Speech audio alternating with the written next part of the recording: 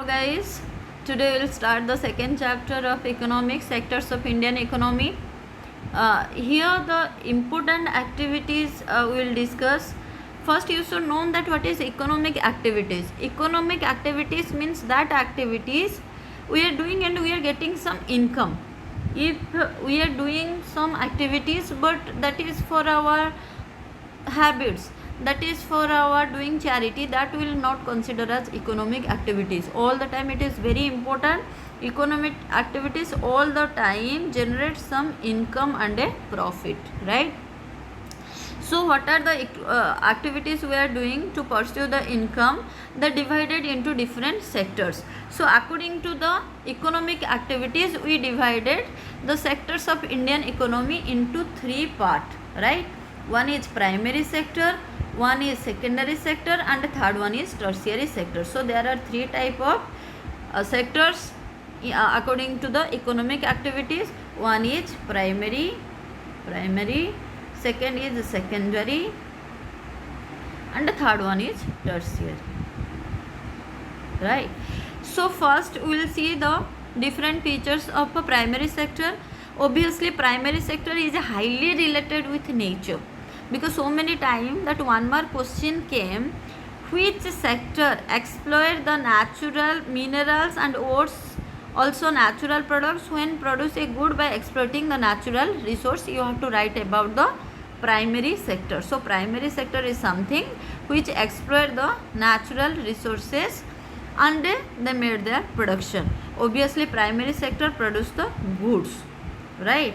Secondary sector also produce the goods, whereas the tertiary sector not produce the goods, it produce different type of services, right? So the growth, you just take the example, different example they gave of the primary sector, the producing of the crops, the growth of cottons, the animal husbandry, mining of the coals, and the forestry, and then you can take animal husbandry, fishery. All these things are coming under primary sector. If question will come, what is primary sector, what you have to write?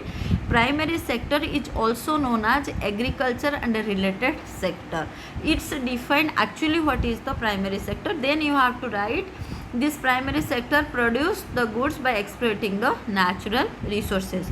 Then you have to write what are the different field coming under the primary sector.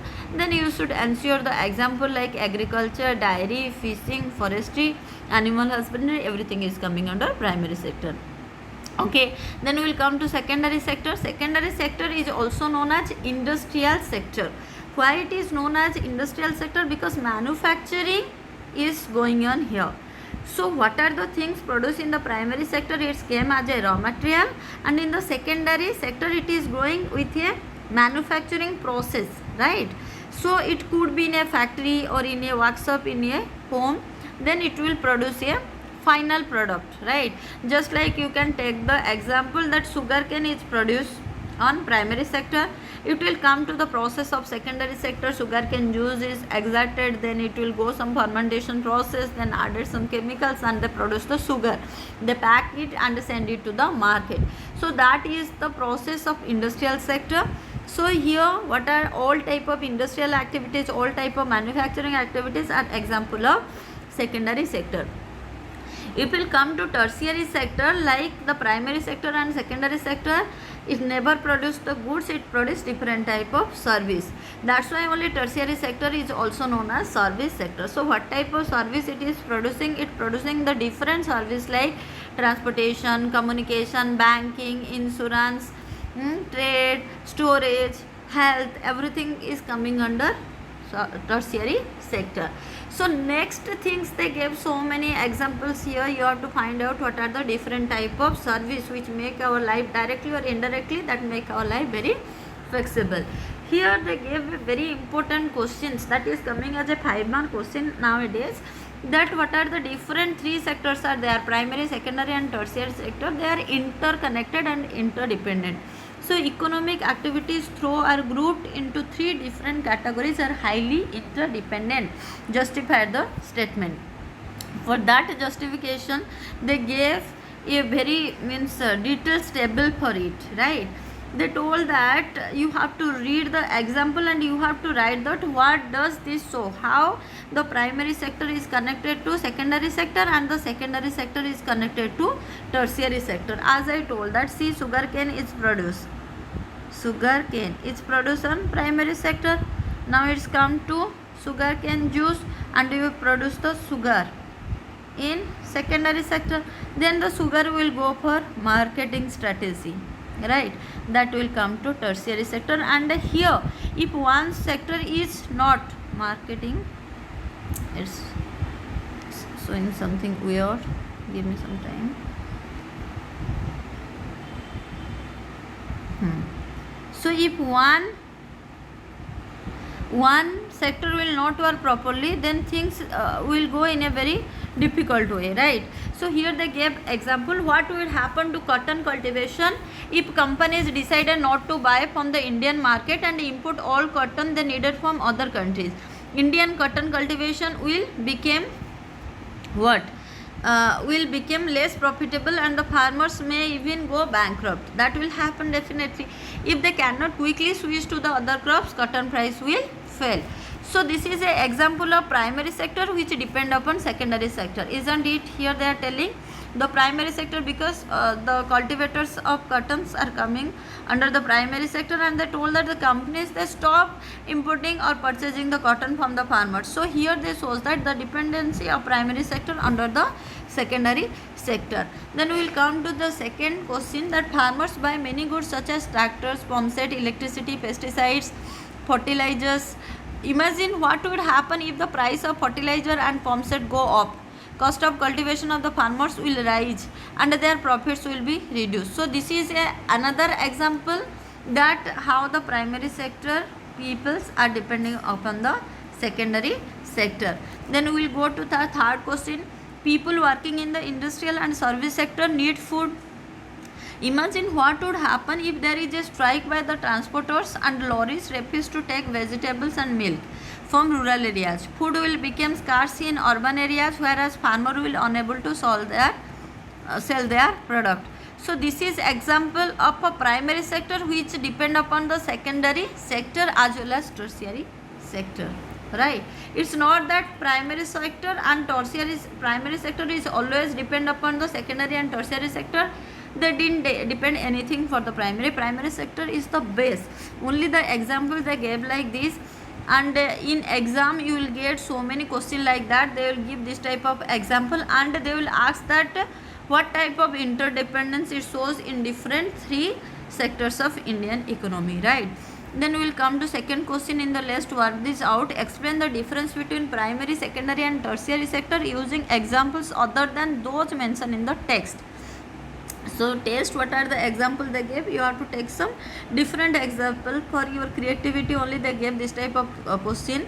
So difference between means first you have to write primary sector, then make a line, then secondary sector, then tertiary sector. This type of question rarely will come that three things they will give. Usually they will ask the question difference between primary sector or secondary sector or tertiary sector. But for you it is essential you have to know the difference between the three. First, primary sector means you have to write the sector of Indian economy in which goods are produced by exploiting the natural resource. First point here you have to write. But here you have to write the sector of economy in which goods are produced by transforming one good into another through a way of manufacturing that we associate with the industrial activity.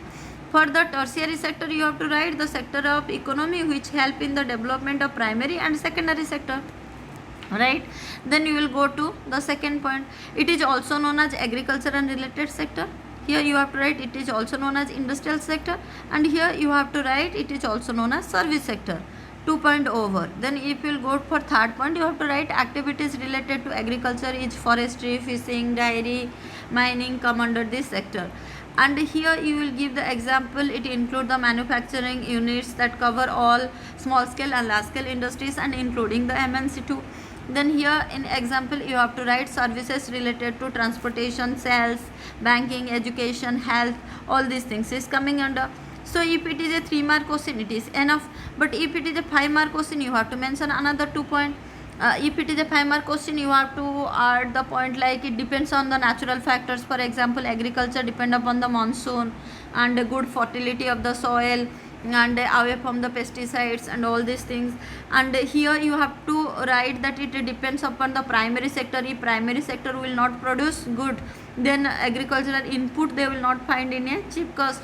And in case of tertiary sector, you just mention that it depend upon that both the sector. If these both sector will not work properly, then this one will be feel difficult.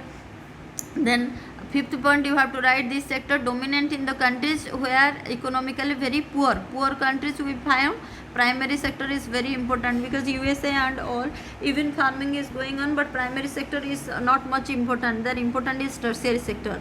And the secondary sector dominance in the countries which is developing like India, we gave much importance for the industrial development. But if you'll find the developed countries, in the developed countries they gave maximum dominancy of tertiary sector. I hope high point is very clear for you. Please write it down, because this question is very expecting for you people, right?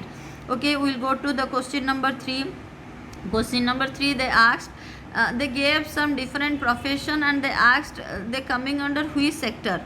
Obviously in primary sector who will come, you just mark it. In the primary sector the basket weaver will come. Better I will write it primary and secondary. So first I have to write the primary. Basket weaver will come under primary, flower cultivator will come under primary, fisherman will come under primary, and gardener will come under primary, porter will come under primary, beekeeper will come under primary, right? Tailor will come under secondary, because they will take the input of cotton and they will stitch the cloth. Then workers in the match factory, right, they will come under secondary. All others, just like milk vendor, it will come tertiary sector. Priest will come under tertiary sector. Courier service will come under tertiary sector. Money lender also will come under tertiary sector. And astronaut and call center employee will come under tertiary sector. Hope this part is clear for you people. Some students found some difficulties in different profession. You can check it out here. Students in a school are often classified into primary and secondary, or junior or senior. What is the criteria that is used? Do you think it is useful classification? Discussion. Actually these criteria are used in the class, and this classification based on the criteria is very useful for us. If you don't know who are the loser students, we can't focus more. When I am explaining, I am thinking that all the students who are watching the videos, they are equally grasping the same knowledge what I want to deliver here. But it is not quite true, because we found that intelligence level is different for different type of students. So if we know the students belonging to primary level need more attention of the teachers, they also need involvement in the extracurricular activities, because some students have different power in different type of activities. The teachers required for the primary students need to good amount of patience, skills, methodology of teaching and all. On the other hand, we found secondary level students more mature, who need to precious guidance from the teacher while studying in the class, right? Okay, comparing the three sectors, it's a means you can take it. It is very easy, but student found it little difficult, right? When we are comparing, here they gave that in this paragraph what they gave three sectors are there. What is the primary, secondary and tertiary? They produce large number of goods and services. So three sectors have large number of people working also, right? So how much goods and service are produced, how many people are involved in this sector, and in an economy there could be one or more sector which are dominant in terms of total production and employment. We will find out by comparing the three sector. First thing you should know that how do we count the various goods and service, know the total production of each sector. If I'll tell that who score good, the students, they will count the mark of what they scored, and they will add up who score highest. They should known as the first, second, third and all. So here we can't count the development, we can't count the production with the actual numbers. It is quite difficult for means the evaluators. They have to calculate how many goods and services produced. You can know that it's a huge number of production is going on nowadays, so we not count the development in the actual numbers, we count it according to the value of goods and services. These two key point you have to remember. We didn't count that 20 rupees per, suppose a wheat, one farmer produce 10,000 kgs of wheat. We will not find out, we will not take that measurement scale and we will count it 1 kg, 2 kg, 3 kg, 100 kg, 1000 kg and all. First we have to see it is 10,000 kgs of wheat and 20 rupees per kg. So what is the value of the production of that farmer is the 2 lakhs. So here we take the value instead of numbers. Hope it is clear. And all the time we took the value of final goods and services. We all the time excuse the intermediate goods. For example, one farmer produce wheat kg 20 rupees. From the wheat they prepare the atta, right? Atta kg 40 rupees, right? From the atta the bakers produce the bread. One bread costs 60 rupees and 1 kg of atta will produce mostly 10 packet of bread, right? From the bread we made the sandwich, right? Sandwich cost 120 rupees. So we will take the final product sandwich. Neither from the bread if we produce the biscuit, we will take the biscuit or sandwich, the final product, what is the value? 120 rupees. If we will calculate the sandwich, again the cost of bread, again the cost of atta, again the cost of wheat, then it will what? It will create a problem of double counting. Remember, it will create the problem of double counting in the nation. We can't calculate the proper value of the product, or we can't find out what is the total number of production. That's why only we took the final goods and services and we leave the intermediate good. 2 mark or 3 mark question you will find from this. Why? This finished good. So what is the total production of the country? We calculated through the process, through the formula of GDP. Full form of GDP is the gross domestic product. Please remember this definition of GDP. So many type of questions are coming from this part. GDP means total value of final goods and service produced in a sector during a particular year, provide the total production of the sector for that year. So if we will add the 3 sectors, what is the total production, we will found the GDP. So in short, what is GDP? GDP is the final value of the goods and services produced in 3 sectors in a particular economic year. So it is the value of all final goods and service produced within a country, not abroad. It's a very important. GNP, if you will calculate in higher class, you will read about GNP. There we calculate the part of that abroad calculate, means abroad income also. But GDP within the country, who are there, how much they are producing, the total income is known as GDP, right? GDP is calculated by the government, central government ministry. There is a separate ministry which has the various government department of all the Indian state and union territories. It collect the information relating to the total volume of goods and services and produce the GDP scale. So what are the different historical change and all, we'll read it in the next class. Thank you and nice day ahead.